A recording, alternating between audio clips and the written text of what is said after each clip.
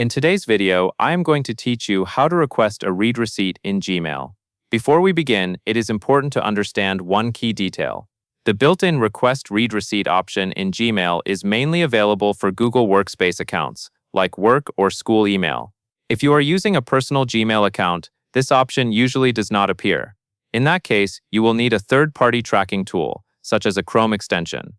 In this walkthrough, the process you will see is the personal account approach, using an email tracking extension. Start by opening Gmail and going to your inbox. Once you are in the inbox, click Compose to create a new email.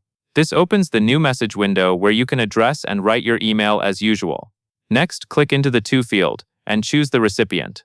If a suggested contact appears, you can click it to fill the address quickly. After the recipient is in place, move into the message area and enter your subject and message text. Take a moment to confirm everything looks correct, because the read tracking works best when the message you send is final and clear. Also remember that read receipts and tracking are not a guarantee. Some recipients may have settings or privacy tools that prevent tracking from confirming an open. Now with your message ready, look near the Send button area in the Compose window.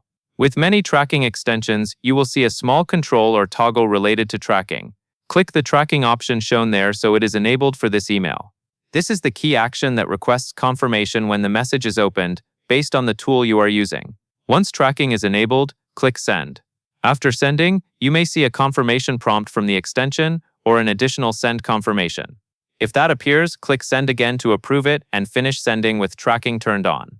This second confirmation can happen because the extension needs permission to add its tracking elements before the email leaves your outbox. After that, your email is sent. You can then rely on the extension's indicators in Gmail to show whether the email has been opened, depending on what the recipient's system allows. That covers everything you need to know.